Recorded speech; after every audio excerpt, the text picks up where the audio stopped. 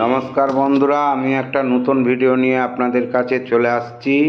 আমি কয়েকদিন আগে গুরু পূর্ণিমার দিন জগৎবন্ধুর ধাম ডাহাপাড়ায় গিয়েছিলাম। সেখানে গিয়ে প্রভুর মন্দিরে প্রবেশ করলাম মেন গেট দিয়ে। তারপরে সেই মেন মন্দিরে গেলাম, দেখলাম গুরু পূর্ণিমার অনুষ্ঠান সব চলছে, প্রচুর লোকের সমাগম এবং প্রচুর শিষ্যরা এসেছে, নাম কীর্তন হচ্ছে, গুরুদেবের জয় জগৎবন্ধুর কীর্তন হচ্ছে। আমি ওখানে গেলাম, গিয়ে মন্দিরে প্রবেশ করলাম। করার পরে একটু কেমন হয়ে গেল ব্যাপারটা। আমি যে টাইমে গিয়েছি পর্দা টানা ছিল গুরুদেবের মূর্তিতে, তো যাই হোক দর্শন করতে পারিনি।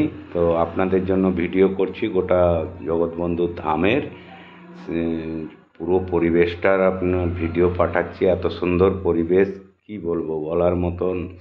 এত সুন্দর সিনারি, ফুলবাগান, নদী, একদম তার মাঝখানে গ্রাম্য পরিবেশের মাঝখানে প্রভুর ধাম। মানে আপনারা না এলে বুঝতে পারবেন না। উচ্ছৃঙ্খল জীবন বা অশান্তির জীবন যদি কোনো সমস্যা দেয়, চিন্তা ভাবনার পরিস্থিতি আসে, আপনি এই প্রভুর ধামে এসে বসুন। 1 ঘন্টা বসলেই আপনার মানসিক যন্ত্রণা সব দূর হয়ে যাবে। এত সুন্দর পরিবেশ। তবে হ্যাঁ, জগৎবন্ধুর ধামে আসার আপনাদেরকে রুট বলে দিচ্ছি।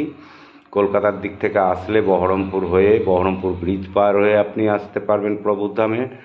আর না হলে লালবাগ হয়ে ইচ্ছাগঞ্জ ফেরিঘাট গঙ্গা পার হয়ে যাওয়া যায়।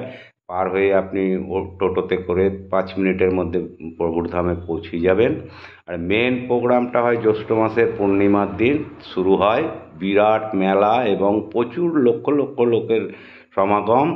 আপনি ওই সময় আসলে থাকা জায়গা আছে, সেবা 3 বার 4 বার সেবা আপনাকে দিবেন প্রভুর ধামে, আপনি এসে শান্তি পাবেন।